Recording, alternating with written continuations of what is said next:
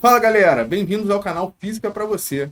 Hoje nós vamos estar trabalhando exercícios do movimento uniforme para fechar de vez o tema que nós começamos na última aula.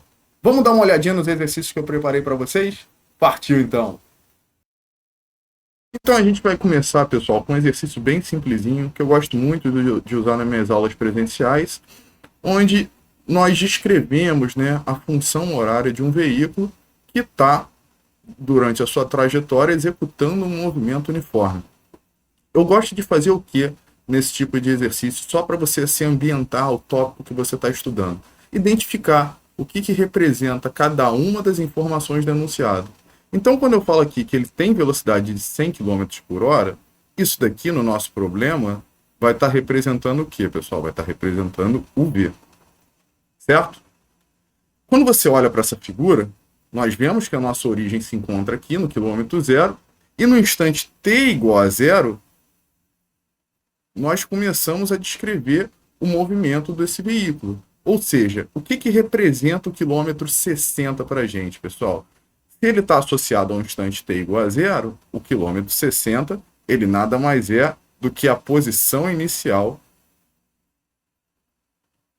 desse veículo. Tudo bem?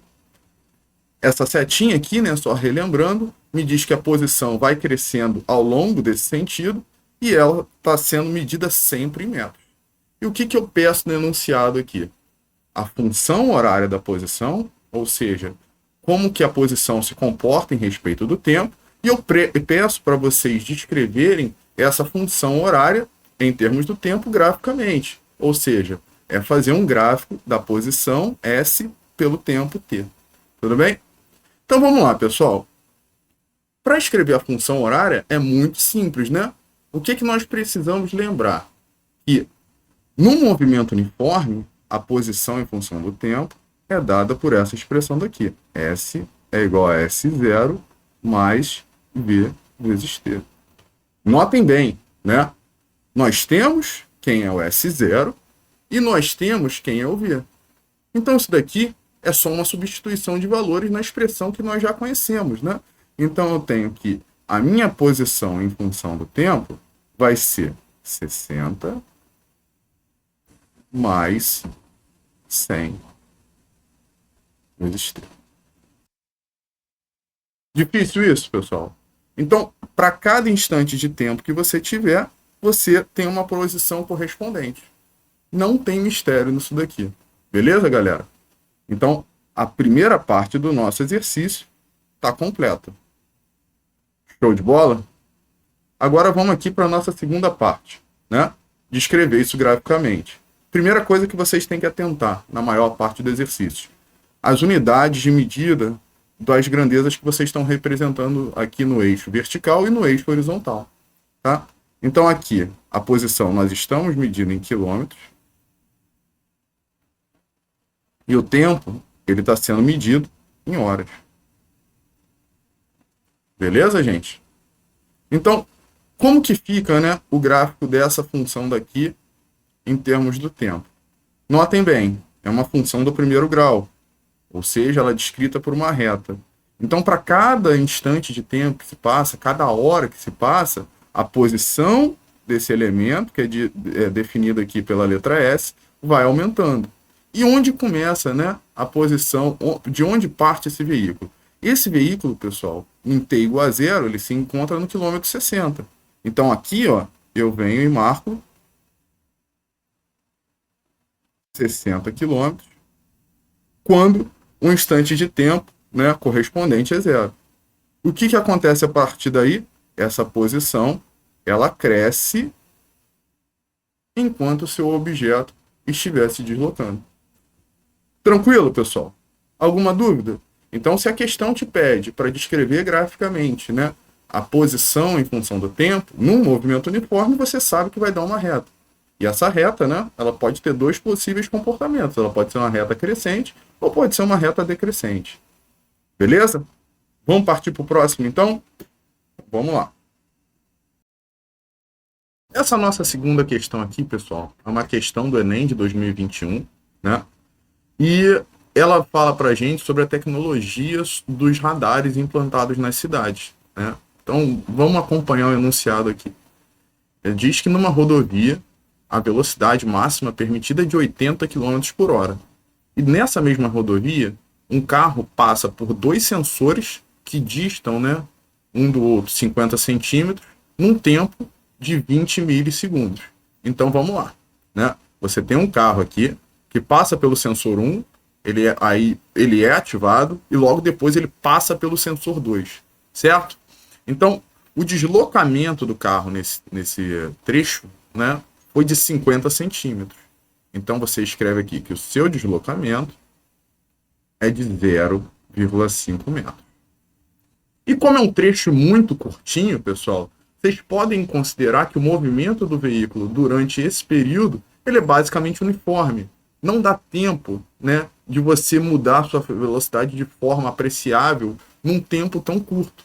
Então, o ΔT que ele fala aqui para gente, né, para você passar pelo primeiro sensor e passar pelo segundo, é de 20 milissegundos. Ou seja, isso daqui é 20 vezes 10 a menos 3 segundos.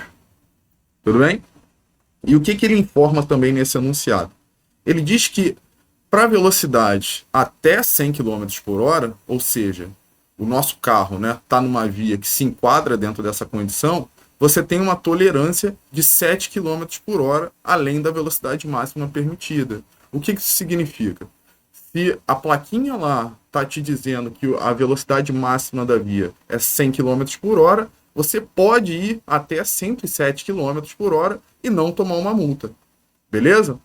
Então, ele quer saber aqui qual é a velocidade final registrada pelo aparelho, né? Sendo que o valor da velocidade do carro, você tem que descontar essa tolerância de 7 km por hora. Vamos lá. Então, para descobrir, né, o valor dessa velocidade, pessoal, o que nós fazemos? Nós recorremos, né, à nossa expressãozinha da velocidade média, onde a velocidade média é calculada como sendo ΔS por ΔT, né? Então, quando eu fizer aqui 0,5 dividido por 20 vezes 10 a menos 3, quanto que vai dar essa continha aqui? Então, isso daqui é a mesma coisa que 5 vezes 10. É meio feio aqui. 5 vezes 10 a menos 1, né? Sobre 2 vezes 10 a menos 2. 5 dividido por 2 dá 2,5. Vezes o 10 a menos 2 aqui, ele sobe positivo, correto? Então você vai ter, vamos fazendo um rascunho aqui, né, para vocês não se perderem, 10 a 2 vezes 10 a menos 1. Isso daqui vai dar 10. Beleza, pessoal? Então isso daqui dá 2,5 vezes 10, que é a mesma coisa que 25 metros por segundo. Aí você fala, mas, pô, não tem essa opção aqui para a gente marcar. Por que não tem, pessoal? Porque as unidades de medida são diferentes, né? Aqui eu encontrei a resposta em metros por segundo. As opções, elas se encontram em quilômetros por hora. Então, o que nós precisamos fazer? Converter essa velocidade para quilômetros por hora, certo? Na hora de converter essa velocidade para quilômetros por hora, o que nós fazemos? Nós pegamos esse 25 e multiplicamos por 3,6. Ao fazer essa continha aqui, qual é o valor de velocidade que a gente vai encontrar, pessoal? Se nós fizermos essa conta, a nossa velocidade ela vai dar 90 km por hora. Aí você pode vir aqui, né, cheio de sede, pum, marcar o 90. Só que o inimigo é sujo, pessoal. Se você fizer isso, você vai errar. Por quê? A resposta, né, o valor que é medido, você tem que sempre descontar a tolerância aqui da pista. Tudo bem? Então, desses 90 km por hora, o que você tem que fazer? Você tem que descontar 7 km por hora. E ao descontar esses 7 quilômetros por hora, você vê que o valor que vai indicar lá no seu radar é de 83 quilômetros por hora.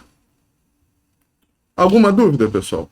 Nada demais, né? Talvez pegasse para alguns aqui fosse a matemática do problema, mas a física em si, ela foi extremamente simples. Beleza? Vamos partir para a próxima? Continuem aí comigo. E essa terceira questão, o que ela traz para a gente? Vamos dar uma olhada no enunciado? Bom, eu tenho aqui, né, dois tratores que estão se deslocando em sentidos opostos na rodovia. Como é que eu identifico isso, pessoal? Eu vejo que a posição de um dos tratores, do trator 1, que é representado por essa reta rosa, vai crescendo conforme o tempo. E a posição do trator 2 vai diminuindo conforme o tempo passa. Beleza? E eu estou interessado em descobrir qual é o instante de encontro desses veículos. Como fazer isso? Pessoal, não tem muito para onde correr aqui. Nós vamos utilizar a equação horária do movimento uniforme. E o que é essencial que você saiba fazer nesse tipo de questão? Identificar cada um dos elementos e o que eles representam nesse gráfico e conseguir também, né, extrair informações a ponto de calcular a velocidade média de cada um desses veículos. E essa velocidade média acaba sendo a própria velocidade do veículo, já que o movimento é uniforme. Tá bom? Então vamos lá. Nosso primeiro veículo aqui, o veículo 1, qual é a posição inicial dele, pessoal? A posição inicial dele, se vocês observarem com atenção essa reta rosa, é zero. Nosso movimento ele começa a partir da origem. Beleza? Então, uma das variáveis, né, da equação do movimento uniforme, da equação horária do movimento uniforme, que só relembrando aqui, é S igual a S0 mais VT, a gente já determinou. Tá? Uma parte do problema já foi. E eu preciso também olhar para esse gráfico e conseguir obter a velocidade desse veículo. Isso é tranquilo de fazer? Olha aqui comigo. Eu vejo que, passadas 3 horas, né, o veículo 1 ele percorreu 60 km. Com essas informações, né, eu consigo calcular a velocidade desse veículo. Por quê? A velocidade dele ela vai ser o quê? O deslocamento pelo tempo que ele demorou para percorrer essa distância. Então você vai vir aqui, no lugar de ΔS1, você vai colocar 60 km. E no lugar do tempo, você vai colocar o quê? 3 horas. Então a velocidade desse veículo, pessoal, é de 20 km por hora. Tranquilo, né? Então como que fica a equação horária para ele? Vai ser a posição inicial, só que é zero, eu não preciso repetir zero aqui, mais a velocidade vezes o tempo, né? E nós encontramos que a velocidade aqui dele vale 20 km por hora, então isso daqui vai ser simplesmente 20 vezes t. Beleza. Agora a gente sabe descrever qual é a posição do veículo 1 em função do tempo. E para o veículo 2, é a mesma coisa. Vamos analisar esse gráfico mais uma vez, só que agora olhando a parte de cima dele, né? Daqui nós vemos que o movimento do veículo 2, ele se inicia em t igual a zero, e a posição desse veículo em t igual a zero vale quanto, galera? Vale 300 km. Certo? Então você vem aqui e coloca que a posição desse trator é de 300 km. Opa, desculpa. E como é que eu calculo a velocidade desse trator? Muito simples, pessoal. O que você observa?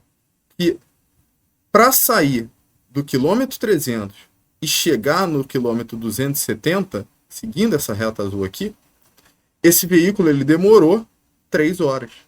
Certo? Então, qual é o deslocamento, né, do veículo 2 em 3 horas? Esse veículo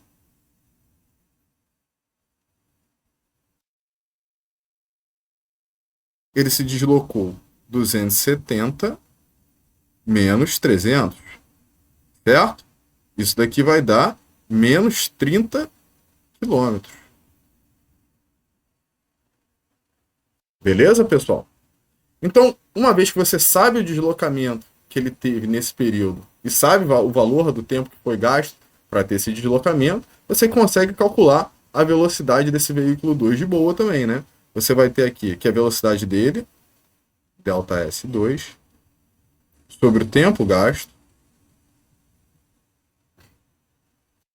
vai ser dada pelo quê, pessoal? Vai ser menos 30 dividido por 3. Isso vai dar menos 10 km por hora. Certo? E uma vez que a gente tem a informação da velocidade, montar a equação horária fica muito simples. Por quê? Porque eu já tenho qual é a posição inicial dele, então é só encaixar cada um desses elementos na equação clássica aqui do movimento uniforme. Então a posição do objeto 2, do trator 2, em função do tempo, ela é escrita de que maneira? Ela vai ser 300 menos 10. Certo, galera? Até aí, tudo bem, né?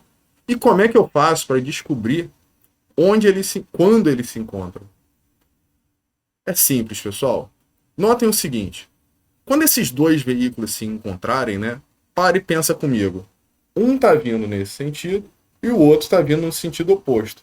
Se você está aqui, ó, olhando muito bem para esses dois veículos e acompanhando o movimento deles, quando eles chegarem nesse ponto aqui, você vai jurar de pé junto que a posição deles é a mesma. E como é que você traduz isso, né, para a linguagem da matemática? Você vai dizer aqui que a posição do veículo 1 é igual à posição do veículo 2. E agora, pessoal, é só correr para o abraço, tá? No lugar de S1, eu vou colocar o quê? Eu vou colocar aqui 20t. E no lugar de S2, o que eu vou colocar? Eu vou colocar 300 menos 10t. Uma equaçãozinha do primeiro grau, né? Como é que eu resolvo essa equação do primeiro grau? Eu venho, por exemplo, eu posso jogar esse elemento aqui, vale menos 10t, para o lado esquerdo, né? Então, quando eu jogo para o lado esquerdo, vou deixar tudo de uma cor só para a gente não se confundir aqui do lado esquerdo, vai ficar 20t mais 10t. E do lado direito, eu continuo com 300 km, né? Então, no final das contas, eu vou ter o quê? 30t é igual a 300. E aí você pode simplificar aqui, né? Por 30 dos dois lados. Vapo. Se você simplifica por 30 dos dois lados, do seu lado direito, vai sobrar quanto? 10. Então, o tempo que esses veículos demoram para se encontrar nessa rodovia é igual a 10 horas.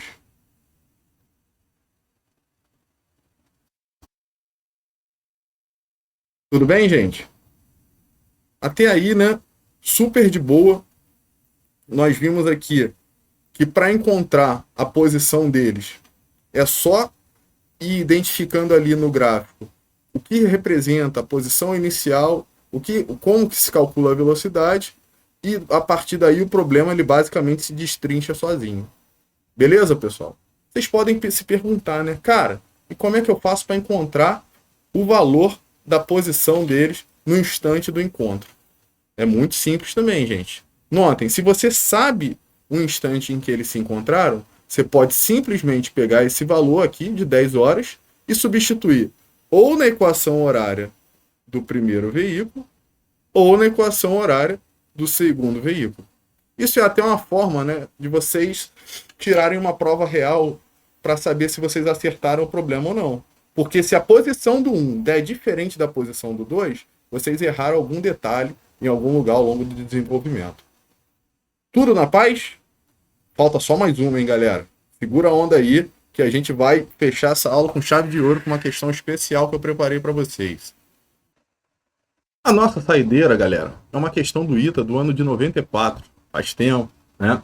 É uma questão que abrange o nosso tema movimento uniforme e acredito que seja mais difícil da aula de hoje. Vamos dar uma olhada nela. Então ela me diz que tem um avião aqui, né, que voa horizontalmente a 4.000 metros de altura. E o que eu aconselho vocês na maior parte das questões?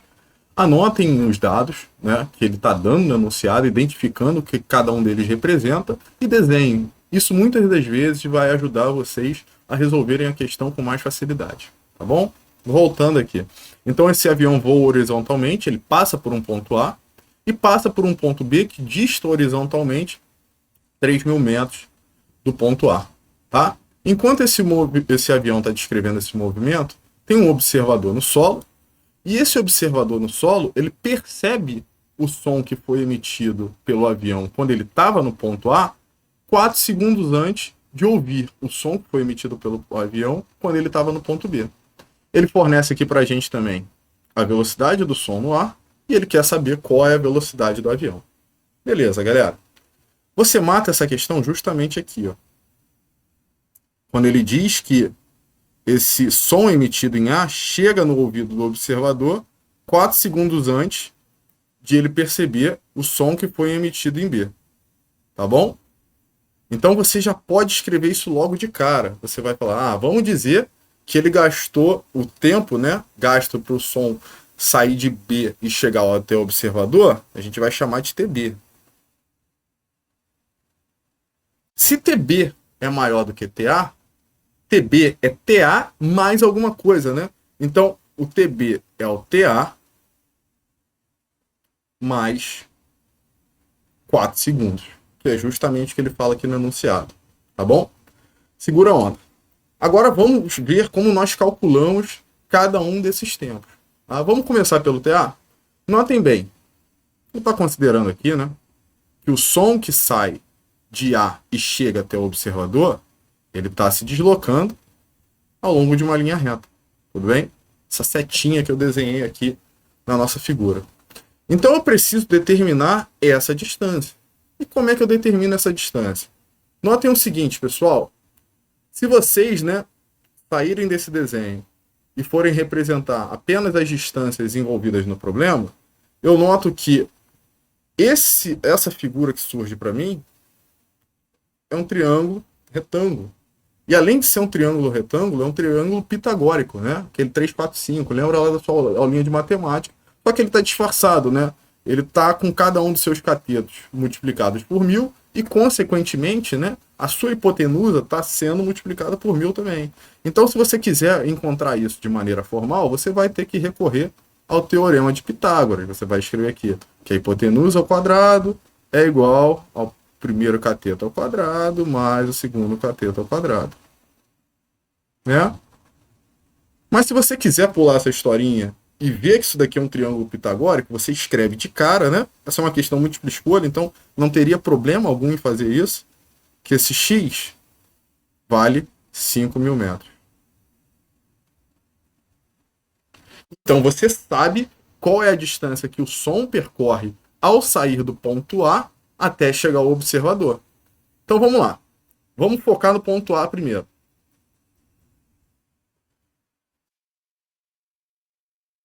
Eu sei que a velocidade do som, né, é o deslocamento que ele percorreu, né, de A até o observador. Eu vou chamar, por exemplo, tá, de ΔSA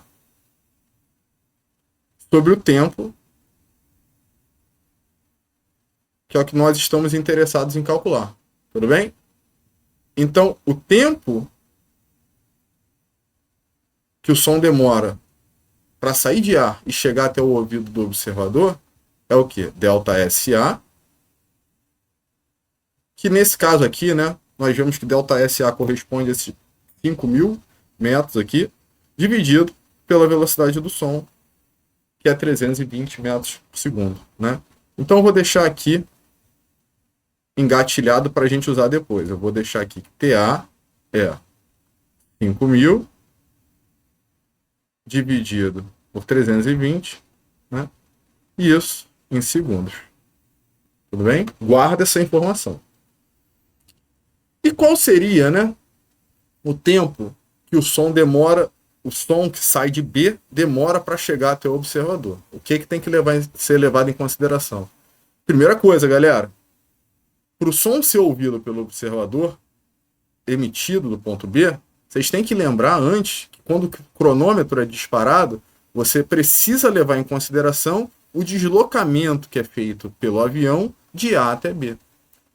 E esse deslocamento feito pelo avião de A até B, ele vai estar associado à velocidade que o avião tem nesse percurso. E é justamente a variável que nos interessa nesse problema.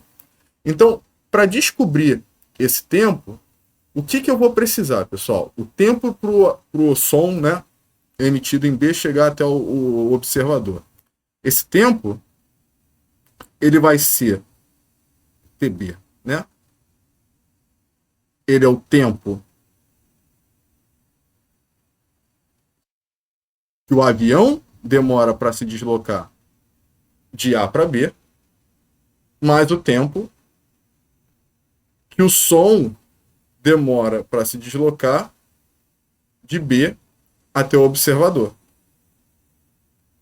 Tá? Que eu vou simbolizar por TSB. Tudo bem? Tempo do som a partir de B. Tá? Então vamos lá. Vamos por partes aqui também para a gente não se confundir. Então aqui.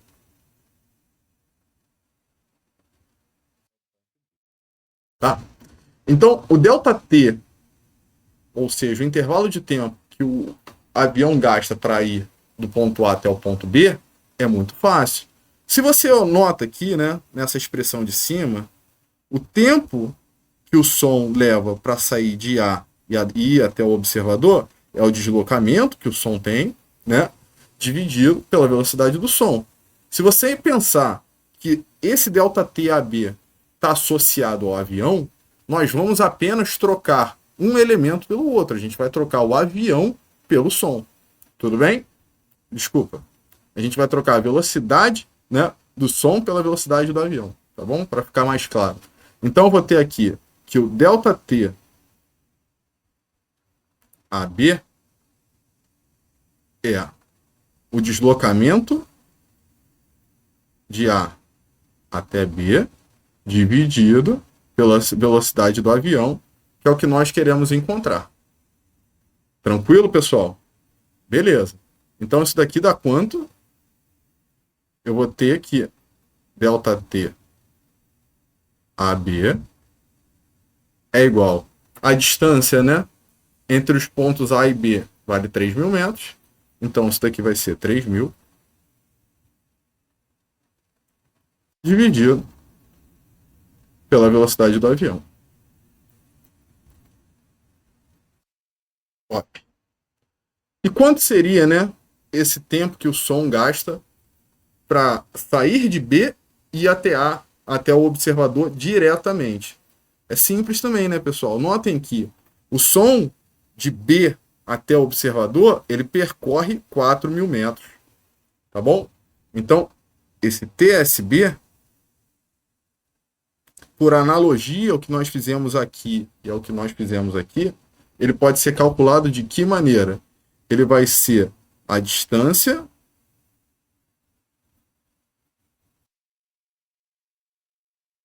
ponto B até o solo, certo? Dividido pela velocidade do som. Tá? Então, isso vai dar quanto, pessoal? A distância do ponto B até o solo é 4.000 metros. E a velocidade do som vale 320 metros por segundo. Beleza? Deixa eu abrir mais uma página aqui. Vamos juntar todas essas informações, galera? Acompanha aqui comigo, ó. Vamos lá. Eu tenho aqui o TB, né? Só recordando.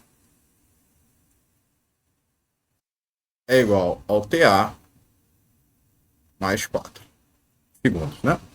Quem é nosso TB? Você vê aqui que o TB é ΔTAB mais TSB. Então, vou repetir isso, né? Então, vai ser ΔTAB mais TSB. Isso daqui é igual a TA mais 4. Beleza. ΔTAB, nós vimos que é o quê? É 3.000 pela velocidade do avião.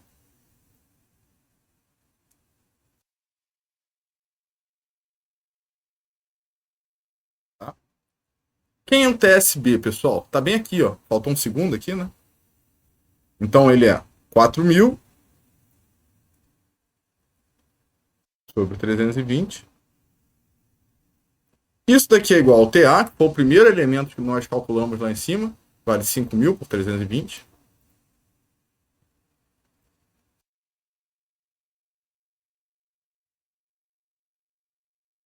Mais 4. E agora correr para o abraço, né, pessoal? Como que nós vamos fazer isso aqui, ó? Foca aqui comigo. Eu vou pegar esse elemento e passar por outro lado, subtraindo, né, dos 5.000, e vou deixá-lo sobre o mesmo denominador, né, já que ele é o mesmo.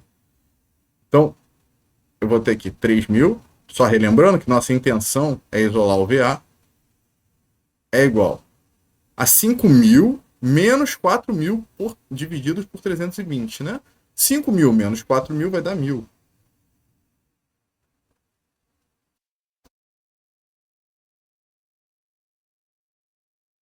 Ó, primeiro você simplifica um zero aqui, né? Depois você consegue simplificar aqui em cima e embaixo por quanto, pessoal? Você consegue simplificar em cima e embaixo por 4, né? Então, se você simplifica em cima e embaixo por 4, em cima sobra 25 e embaixo sobra 8, tá bom? Então, continuando nossa continha aqui, eu tenho aqui que 3.000 sobre VA é igual a 25 sobre 8 mais 4, tá? Então, 25 por 8, pessoal, vai dar 3,125. Depois pode conferir aí. Então, vai ser 3.000 sobre VA é igual a 3,125 mais 4. Beleza? Então, eu tenho 3.000 sobre VA igual a 7,125. VA é igual a 3.000 dividido por 7,125.